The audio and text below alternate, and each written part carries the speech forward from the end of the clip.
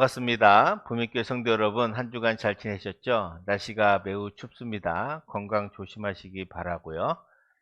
기도하도록 하겠습니다. 하나님 아버지, 이 시간 성령의 능력을 더하셔서 우리 모두가 성령 충만하여 하나님 말씀을 배우고 또 잘 깨닫고 지혜 있게 하셔서 하나님 영광 돌리는 삶으로 나타날 수 있도록 은혜 더하여 주시고, 이 시간 전하는 자나 듣는 자 모두에게 성령의 능력을 더하여 주셔서 서로 배우고 깨닫는 것 많아질 수 있도록 인도하여 주시옵소서. 감사드리며 예수님 이름으로 기도합니다. 아멘. 성도 여러분, 우리가 지난 시간에 성령의 축복에 대해서 이제 공부를 했습니다. 오늘은 제가 성령 운동과 신비체험을 가지고 2시간 동안 오늘하고 다음 시간에 하려고 합니다. 그러니까 이제 성령 얘기하면서 우리나라 교회의 상황을 이제 말씀드리려고 하는 건데, 우리나라 교회에서요, 성령 운동과 신비 체험은 아주 밀접한 관련이 있습니다. 그러니까 구한말의 선교사를 통해서 들어온 한국 교회는 기독교가 부흥하는 가운데 교인들이 성령의 특별한 체험을 많이 경험하게 되었습니다. 한국 교회의 가장 큰 특징 가운데 하나는 뭐냐면 이 기도하는 교회거든요. 기도하는 교회. 그러니까 기도하면서 사람들이 뭘 추구하냐면 성령의 임재를 추구하게 되고, 그래서 성령 운동을 많이 하게 됩니다.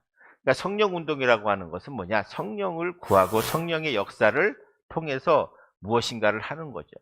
그래서 구한말에 희망이 없던 한국 교회에 성령의 역사가 일어나면서 평양 대부흥의 역사로 시작해가지고 한국 곳곳에 하나님의 성령의 역사가 뿌리 깊게 내리고, 그래서 교회들이 부흥하게 되었다는 것은 우리가 잘 알고 있습니다.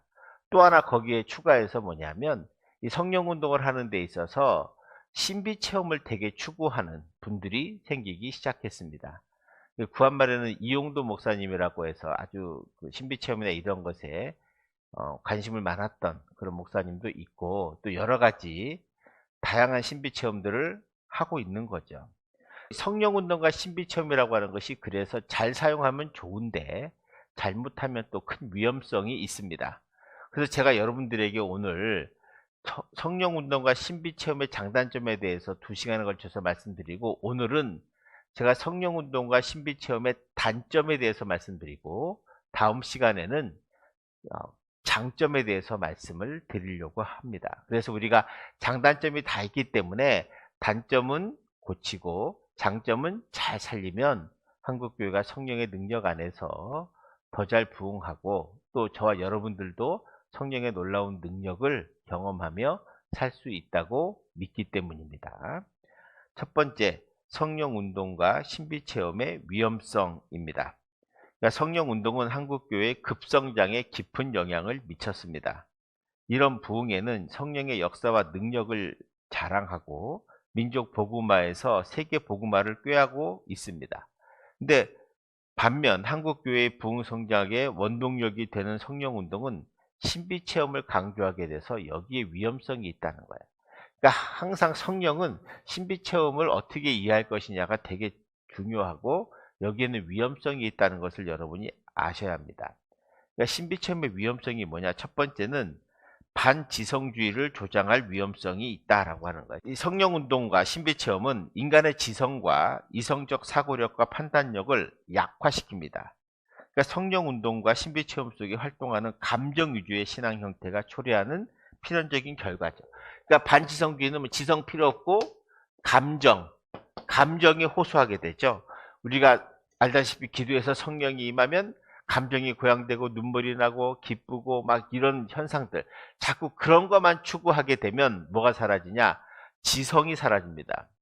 근데 예수를 믿는 데는 여러분 꼭 반드시 바른 기독교 하나님을 이해하기 위해서는 지성적인 면도 필요합니다. 근데 이 점점 신비 체험을 강조하시는 분들은 자꾸 이 반지성주의, 그러니까 지성을 그거는 아니다라고 생각하고 자꾸 자기가 경험한 신비만 이야기하는 경우가 있다. 두 번째, 맹목적 신앙.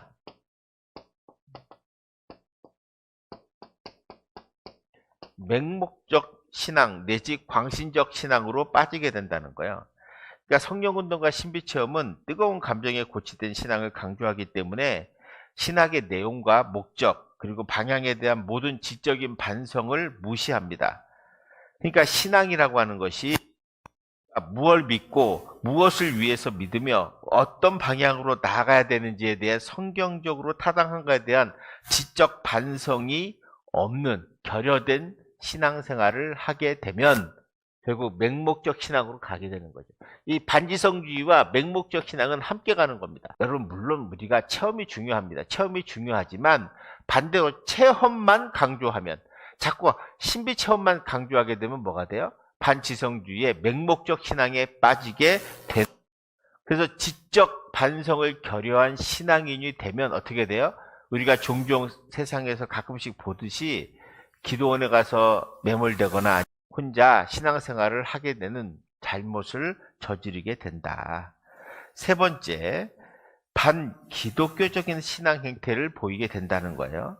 그러니까 성령운동과 신비체험은 신앙에 대한 지적인 반성을 바람직하지 못한 것으로 생각하기 때문에 어떤 사람의 신앙이 과연 기독교적인 신앙인가를 반성하고 확인할 수 있는 길을 차단하게 됩니다.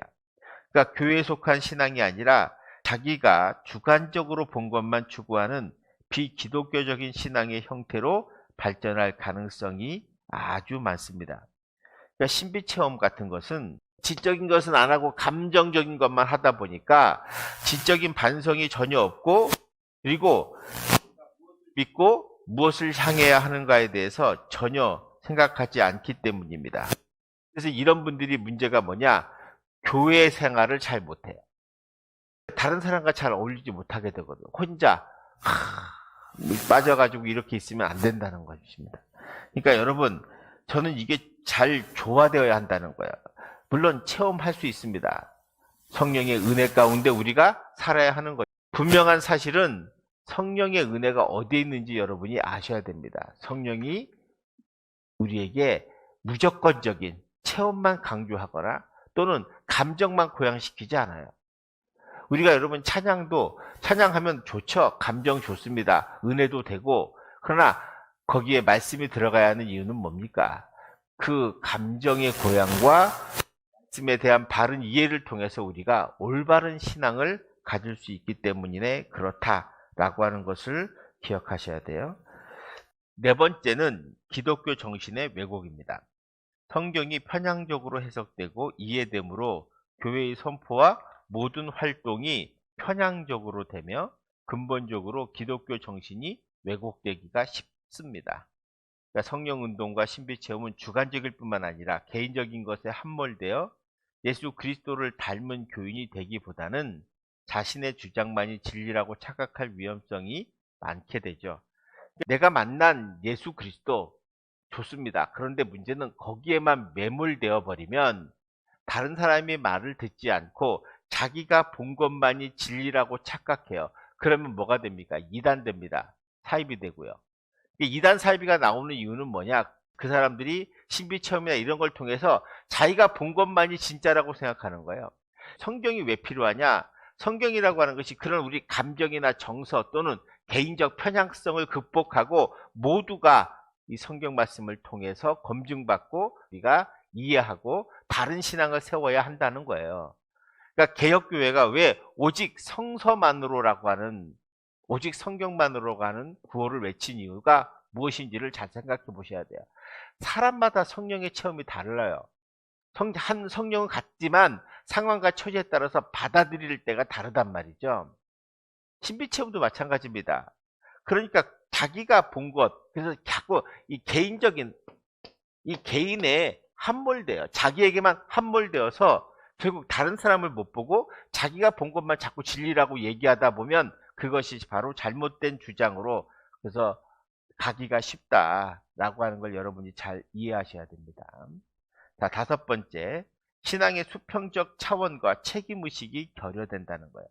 그러니까 성령운동과 신비체험에서는 하나님과 인간의 수직적 관계의 회복이 강조되는 반면 신앙의 수평적 차원이 약화된다. 다시 말씀드리면 하나님과 나의 관계는 이게 좋죠. 왜냐하면 신비체험이니까 이 수직적 관계만 강조해요. 근데 문제는 뭐냐면 우리 사이에 수평적 관계가 있거든요. 이웃에 대한 관심이 없어지는 거예요. 왜? 오직 하나님과의 관계성 속에서 자기가 하나님 만나고 산다고 착각하기 때문에 이웃과의 관계가 등한시되고, 그리고 인간과 자연 세계의 바른 관계가 깨어지게 된다. 또 이웃에 대해, 세상에 대한 책임이 결여되죠. 그래서 세상에 대한 봉사와 책임보다는 자신의 내적인 기쁨만을 추구하게 돼요. 내적인 기쁨. 자기 혼자 좋아하고 자기 혼자 매몰되는 거죠. 이렇게 되면 사회성이 전혀 없게 되고 올바른 신앙생활을 하지 못하게 된다는 거예요. 자, 여섯 번째, 이기적인 기독교인들을 양산한다. 그러니까 성령 운동에서 문제는 물질적인 부와 세속적인 성공이 성령의 중요한, 아니 가장 본질적인 은사로 간주하기도 합니다. 가난을 초래하는 현실적이고 구조적인 문제는 눈을 감고 오직 성령의 축복으로 물질적인 부와 성공을 이룰 수 있다라고 가르치는 거죠. 이는 세속적 성공을 추구하는 잘못된 신앙의 모습이고 성령 운동의 왜곡이다. 제가 지난 시간에 성령의 축복은 물질적 부에 있는 것이 아니라고 말씀드렸고, 하나님이 물질적 부를 주시는 것은 뭐 하기 위해서요? 하나님의 나라와 영광을 위해서 사용하기 위해 있다고 말씀드렸습니다. 근데 성령 운동하고 이런 분들이 자꾸 하나님 앞에 복을 구하고 잘 살게 되길 원하고 번영신앙만 구한단 말이에요. 병을 낫고, 병 낫는 거 중요하죠. 근데 병 낫고 뭐 할 거냐는 거죠. 병 낫고 다시 옛날처럼 허랑방탕한 삶을 살면 병 낫는 게 무슨 의미가 있습니까? 도리어 해죠. 그러니까 병이 나면 하나님 나라와 영광을 위해 살겠다는 각오가 있어야 되는 거예요. 우리가 하나님의 축복을 받으면 하나님의 축복을 받고 그것으로 하나님 영광을 위해 살겠다라고 하는 결단이 있어야 되는 거죠. 여기는 물질적 축복도 마찬가지인 거예요. 세속적 성공이 아니라 하나님 나라와 영광을 위해 사는 거죠. 사도 바울이 예수님 만나고, 내가 예수님 만났으니까 이제 성공하고 더 잘 돼야 되겠다라고 하지 않고 예수님의 십자가의 길을 따라서 갔던 이유가 뭐냐? 그것이 바로 올바른 그리스도의 길이기 때문이다. 일곱 번째, 교파의 분열과 소종파의 난립이다. 그러니까 강한 성령 운동과 신비체험 운동은 교파의 분열이나 이단적인 소종파의 난립을 초래하기 쉽습니다. 자신이 성령을 받았다고 하면서 자기의 생각을 다른 사람에게 전하거나 강요하게 되죠. 하나님 말씀을 이성적이고 합리적으로 해석하지 않고 영적인 해석이라고 하는 미명하에 비이성적이고 이단적인 것들을 가르치는 경향이 많아지게 됩니다. 제가 여러분들에게 종종 말씀드리잖아요. 어디 가는데 요한계시록 공부하자, 또는 다니엘서 공부하자, 또는 비유 공부하자 이러면 의심하시라니까. 일단 의심하셔야 돼요. 일단 의심하셔야 돼요. 왜요? 하나님 말씀을 체계적으로 배워야지 무슨 요한계시록의 비밀을 가르쳐준다, 다니엘의 비밀을 가르쳐준다, 비유풀이를 해준다, 이런 것은 대부분 이단으로 갈 확률이 많습니다. 그리고 실제로 이단에서 그런 것들을 많이 주장하기도 하죠. 그러므로 여러분, 중요한 것은 영적인 해석은 아무나 하는 게 아닙니다. 그리고 중요한 것은 그런 것에 매혹되거나 빠지면 안 되는 거죠. 이들은 오직 뜨거운 것만 추구하고 자신들만이 옳다고 착각하기 때문에 분열되거나 이단에 빠지기 쉬워요. 그래서 우리가 이단을 조심해야 된다는 거. 성경 공부를 여러분 딴 데 가서 하지 말고 담임 목사님한테 배워야 되는 이유가 바로 거기에 있는 거예요. 특정한 사람을 우상화하거나 절대화한다. 그러니까 성령 체험하거나 신비적 체험을 하는 사람들이 스스로 하나님의 말씀이라고 하면서 설교하고 잘못된 교리를 전하게 되고 자신을 우상화하여 스스로 교주가 되려고 하기도 한다. 대부분 이단 사이비가 이렇잖아요. 우리가 보는 많은 이단 사이비들, 신천지, 하나님의 교회 등등등, 통일교 등등등 많은 이런 이단들은 다 자기들이 교주를 숭상하고 자기들이 예수라 그러고 예수님이라 그러고 심지어 하나님이라 그러고 그런단 말이죠. 이런 것에 대해서 빠지면 안 된다. 그들은 도리어 특정한 사람을 우상하거나 절대화 시켜버리는 것과 같은 거죠. 마치 북한에서 김일성, 김정은 그렇게 미화시키는 것처럼, 우상화시키는 것처럼 그런 식으로 종교가 하나님 예수님이 아니라 사람을 우상화시키는 것을 조심하고 경계하셔야 한다. 그리고 그런 것을 믿으면 안 된다. 심지어 자신이 하나님의 대리자라고 하고 교인들을 미혹하여 이단의 길로 가게 하는 것을 주의해야 한다. 그래서 성령 운동이나 신비 체험을 하기 전에 먼저 말씀에 대한 깊은 이해와 공부가 선행되어야 한다는 거예요.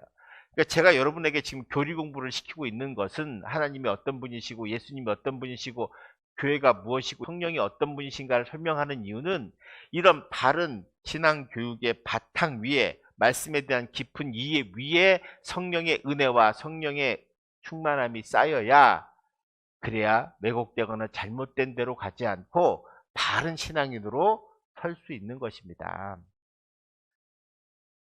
사랑하는 성도 여러분, 세상에 거짓 선지자들도 많고 혼탁한 이야기도 많고 미혹되는 말도 많습니다. 하나님 말씀을 제대로 잘 배워야 되고요.